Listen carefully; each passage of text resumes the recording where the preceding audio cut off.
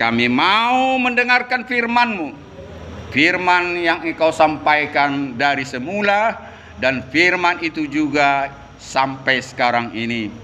Kami tahu Engkau Maha Hadir. Hadirlah Engkau di setiap hati dan pikiran kami, karena Engkau adalah El Samah, di mana Tuhan hadir di semua orang, sekalipun orang itu tidak mengundang Engkau.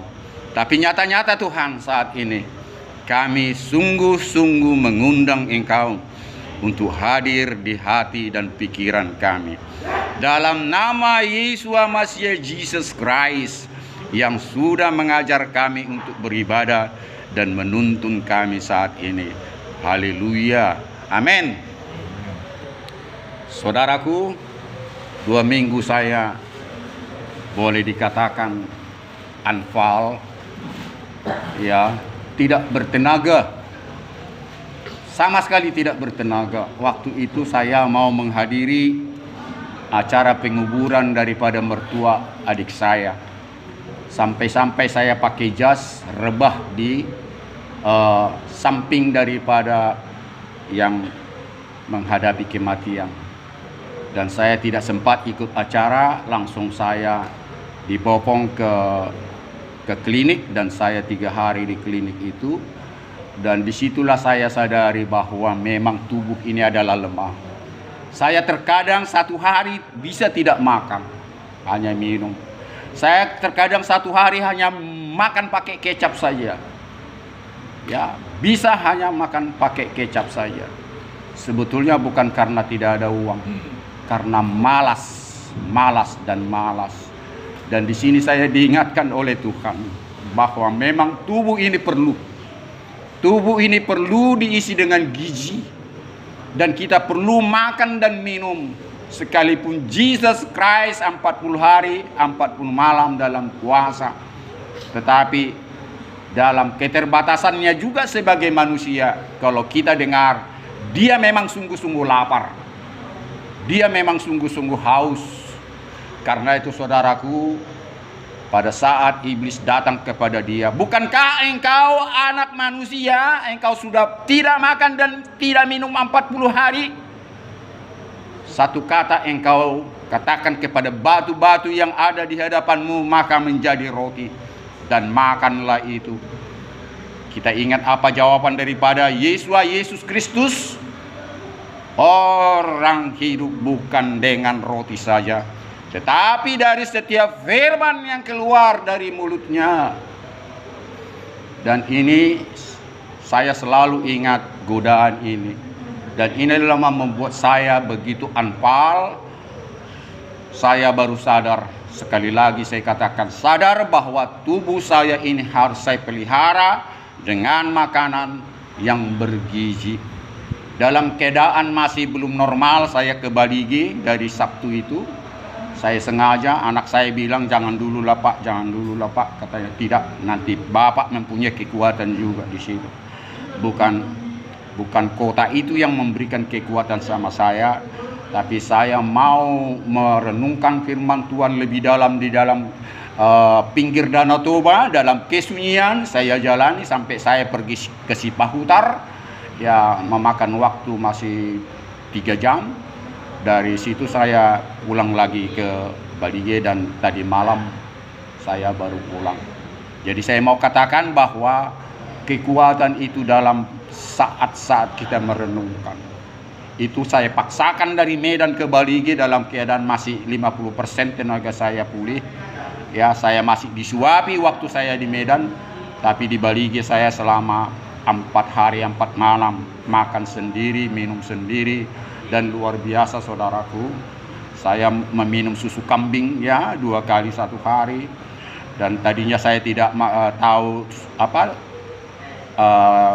bubur gandum, itu saya makan pagi-pagi, terus makan telur 2 butir, dan vitamin-vitamin.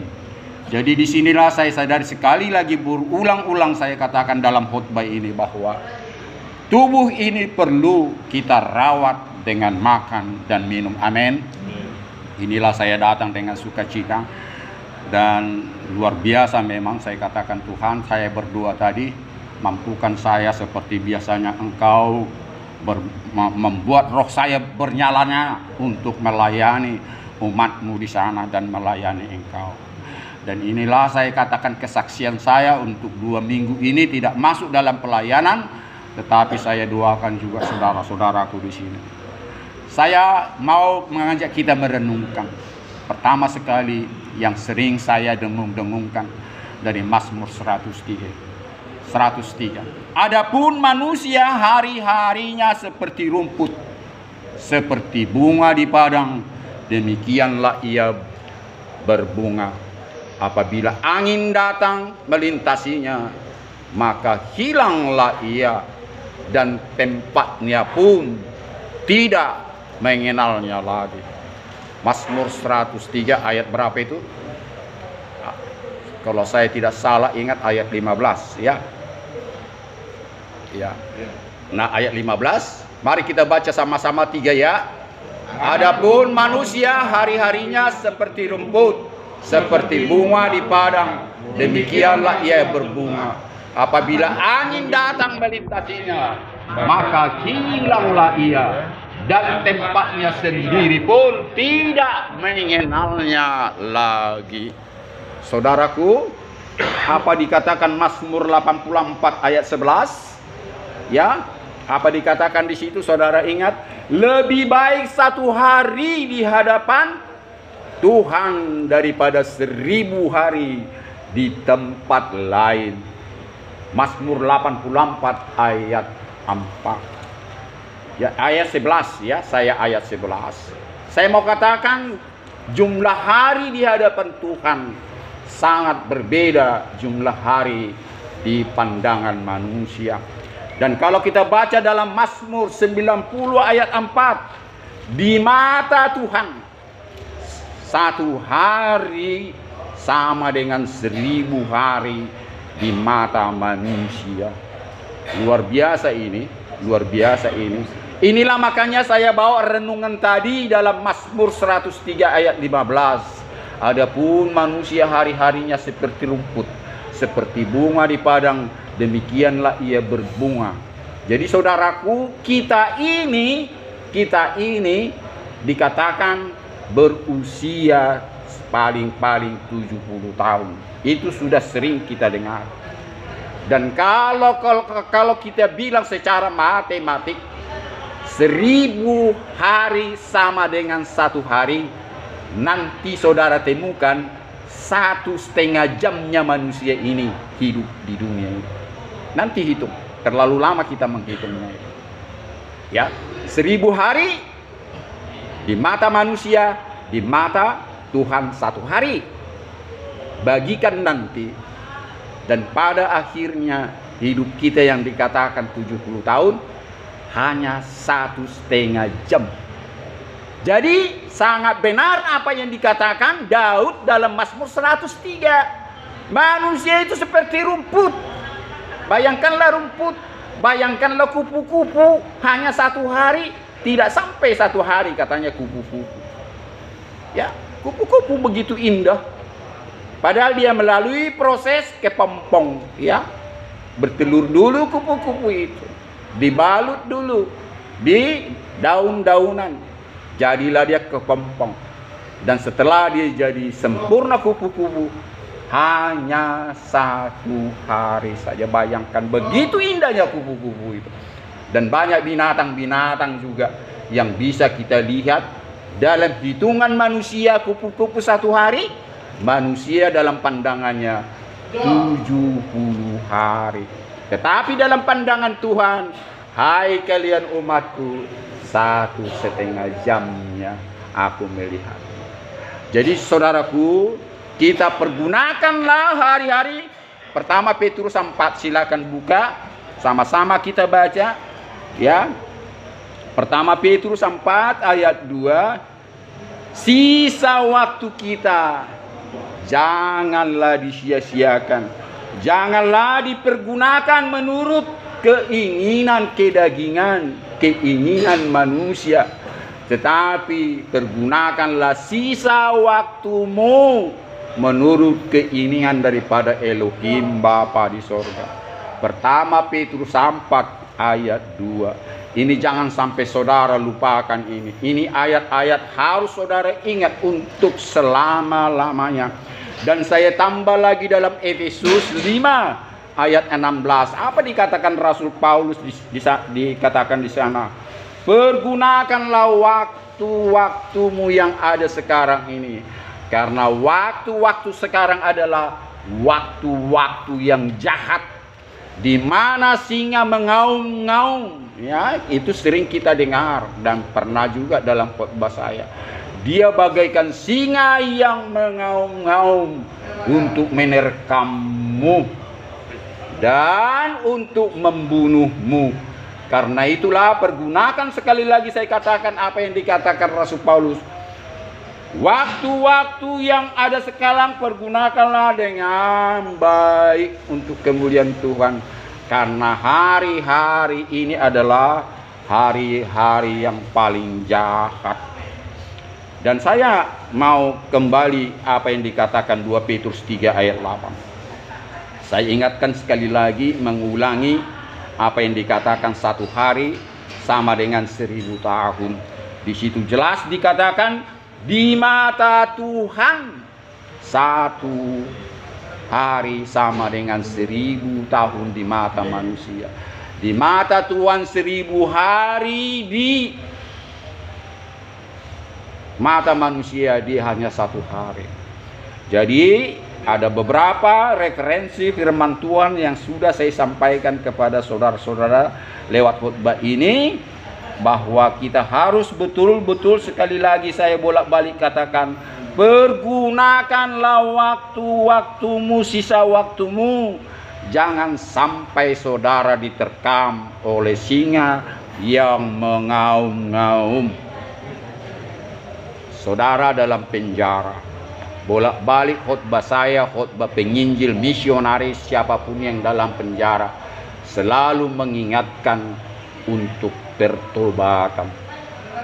Karena dalam penjara dan rumah sakitlah tempat yang paling memungkinkan orang untuk bertobat, bukan di gereja secara fisik. Saudara punya gereja masing-masing, sangat-sangat sulit orang bertobat di gerejanya masing-masing, karena sudah dia percaya kehadiran setiap minggu, kehadiran bersabat Sabtu sudah merupakan kesempurnaan di mata Tuhan. Kita tidak mengikuti ibadah-ibadah lahiriah seperti itu. Kita tidak diatur dengan waktu dan hari. Karena apa? Semua hari-harinya Tuhan. Maka itu jangan hanya engkau pergunakan bersabat, jangan hanya engkau bergunakan berhari minggu, apapun namanya itu istilahnya. Saya tidak tahu apa istilah-istilah begitu banyak gereja. Tetapi di mata Tuhan, semua hari-harinya Tuhan. Termasuk hari Kamis sekarang ini. Mungkin gereja tidak beribadah di sini. Kemungkinan Katolik mungkin ya, Kamis apa itu? Kamis putih ya, silakan saja. Jumat Agung, silakan saja, dan apapun namanya itu. Tapi kembalilah kepada firman Tuhan bahwa semua hari-harinya Tuhan. Makanya kita bernyanyi dari Senin sampai Senin, harinya Tuhan. Jadi kalau saudara bertanya kepada saya, Pak Pendeta, apakah yang ditetapkan oleh gereja hari-hari beribadah itu salah? Saya kira saya tidak berani mengatakan salah. Saya tidak berani mengatakan tapi saya berani mengatakan salah kalau imanmu kau tumpukan hanya hari yang ditetapkan oleh gereja beribadah.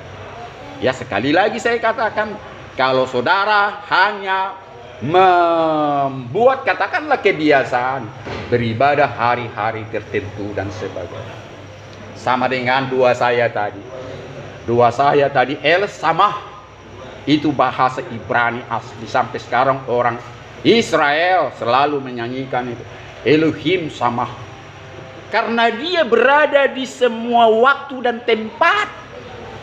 Di semua hati orang Israel di seluruh dunia, di belahan manapun, Tuhan itu hadir. El Sama. Jadi bukan hanya hari yang ditetapkan oleh gerejamu, saudaraku, di situ dia hadir. Tidak.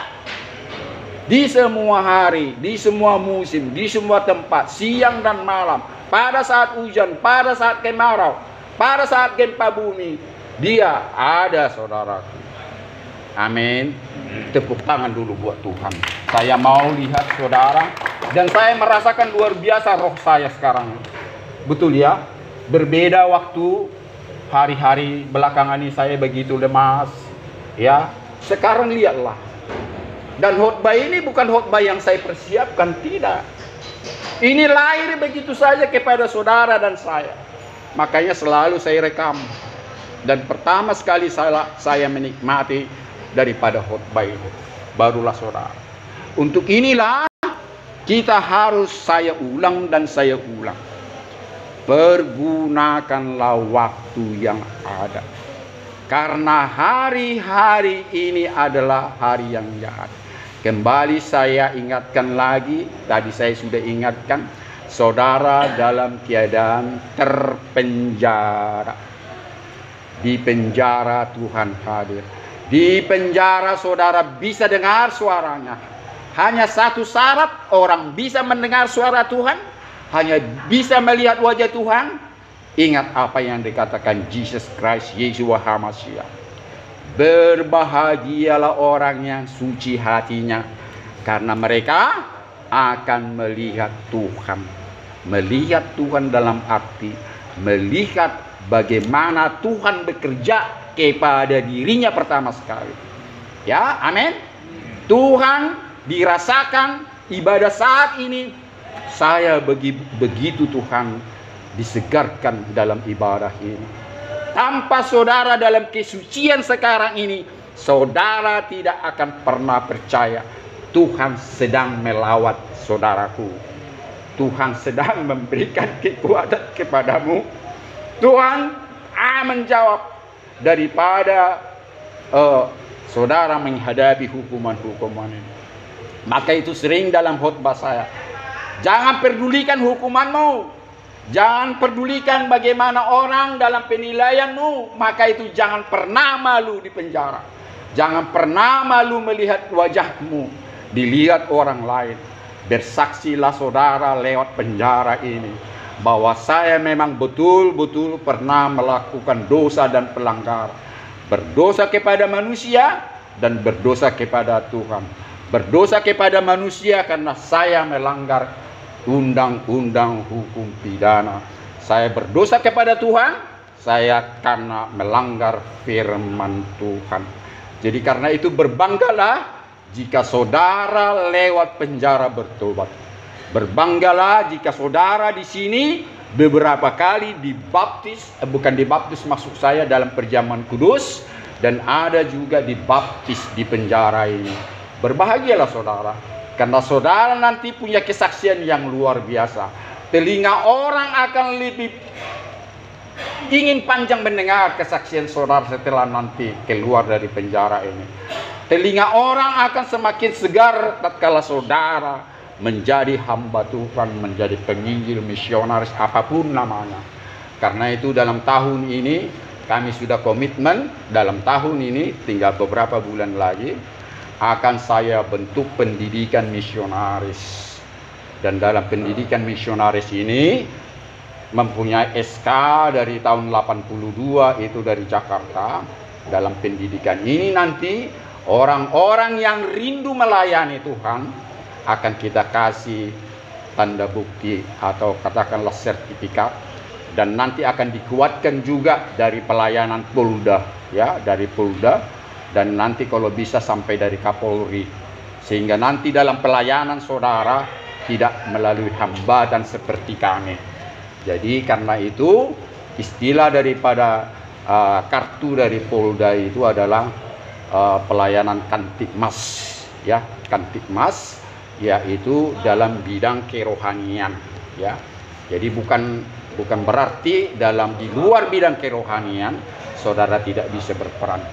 Karena memang undang-undang pidana semua warga negara Indonesia memang wajib memelihara kamtipmas. Sekalipun kita bukan polisi, kita berhak menangkap orang-orang pelaku tindak pidana. Karena memang jika kita tidak menangkap, jika kita tidak melapor, malah kita yang tertangkap nanti. Itu pernah dalam khutbah saya, saudara tidak bisa hanya mengatakan saya menonton main judi. Ya, saya ingat itu.